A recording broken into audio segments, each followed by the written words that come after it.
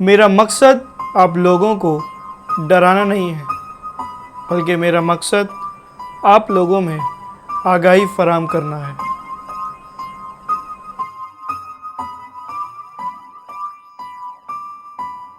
السلام علیکم ورحمۃ اللہ۔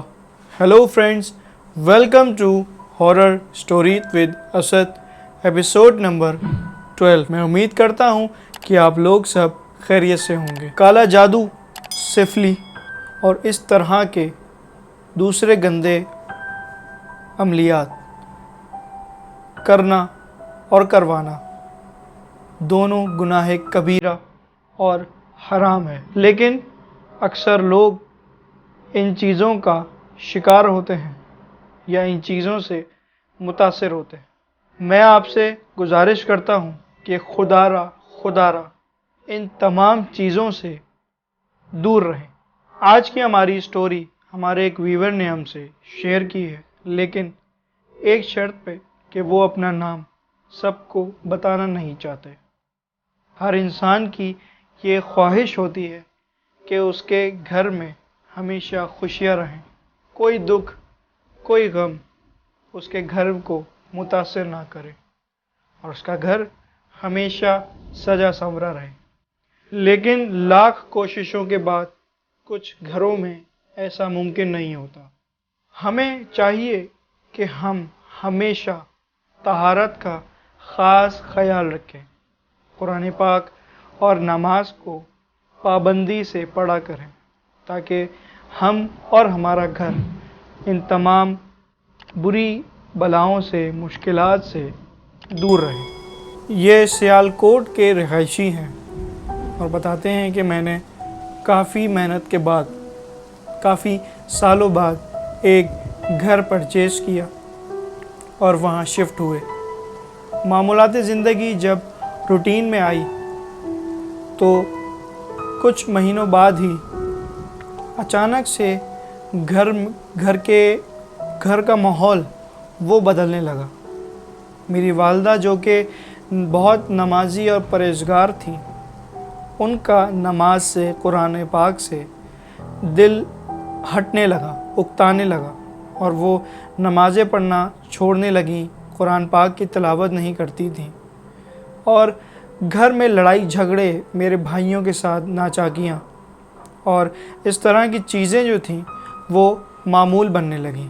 گھر میں جو باہمی اتفاق ہوتا ہے وہ بھی ختم ہونے لگا، اور تعجب کی بات یہ ہے کہ گھر کے کونوں میں سے عجیب و غریب چیزیں، تعویذ وغیرہ ملنا شروع ہوئے۔ اور ایک بار ہم لوگ سارے کہیں گئے ہوئے تھے، جب واپس گھر لوٹے تو گھر کے گیٹ پر خون کے نشانات تھے، گھر کے گیٹ پر خون لگا ہوا تھا۔ ہم لوگ سارے خوف زدہ ہو گئے۔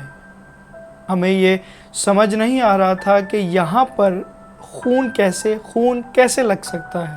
گھر کے اندر لڑائی جھگڑا عام ہو چکا تھا، اور یہ ہمارا گھر آنے کو بھی جی نہیں کرتا تھا، اور اس طرح کے واقعات معمول کا حصہ بننے لگے تھے۔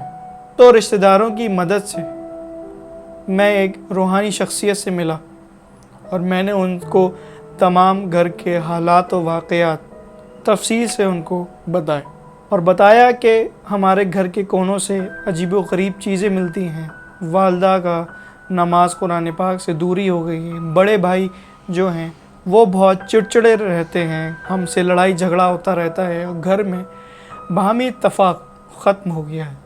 انہوں نے ایک دن کا مجھے ٹائم دیا، اور ایک دن بعد جب میں ان سے ملا تو انہوں نے بتایا کہ آپ کے جاننے والوں نے آپ کے گھر پر کچھ گندے عملیات کروائے ہوئے ہیں، اور وہ چاہتے ہیں کہ آپ کی والدہ اور آپ کا بھائی سکون سے نہ رہیں۔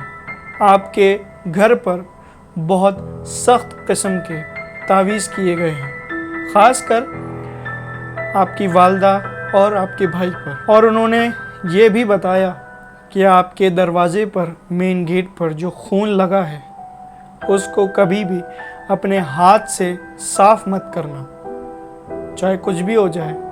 گھر کا کوئی بھی فرد اس گیٹ پر لگے ہوئے خون کو صاف نہ کرے۔ ان دنوں اتفاق سے بارشوں کا موسم تھا۔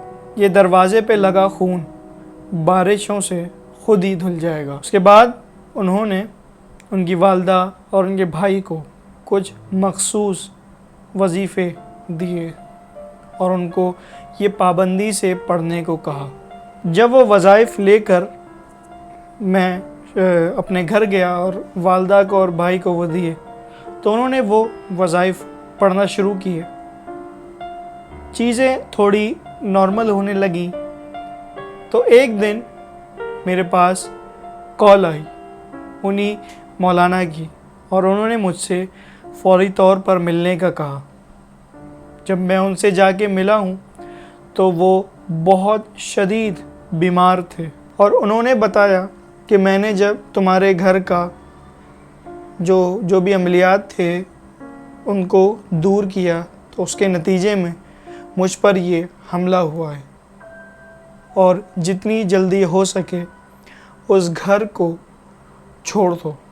میں سن کے یہ بہت پریشان ہوا، اور چند گھنٹوں بعد ان مولانا کا انتقال ہو گیا۔ پھر ہم نے مجبوراً اس گھر کو سیل آؤٹ کیا اور واپس کرائے پر شفٹ ہو گئے، جو کہ ہمارے لیے بہت تکلیف دہ عمل تھا۔ اکثر ایسا ہوتا ہے کہ اکثر لوگ ان مولانا کا روحانی شخصیت کا مذاق اڑاتے ہیں، اور کہیں پر ہمیں لگ رہا ہوتا ہے کہ یہ شاید کہیں ہم سے فراڈ کر رہے ہیں، جبکہ ایسا ہرگز نہیں ہوتا۔ اصل میں ہوتا اس طرح سے ہے کہ جو بھی ان برے عملیات کا توڑ کرنے والے ہوتے ہیں، جو بھی روحانی شخصیت ہوتے ہیں، یہ اپنی جان پر کھیل کر، اپنی جان کو خطرے میں ڈال کر وہ کام سر انجام دیتے ہیں، کیونکہ اس میں غلطی کی کوئی گنجائش نہیں ہوتی۔ ذرا سی چوک انسان کو ختم کر دیتی ہے، اس کے گھر والوں کو کسی بھی قسم کا نقصان پہنچ سکتا ہے۔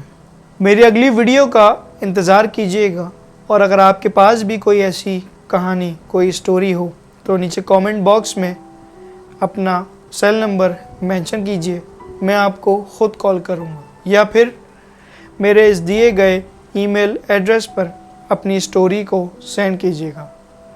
اگلی ایپیسوڈ کا انتظار کیجیے گا۔ فی امان اللہ۔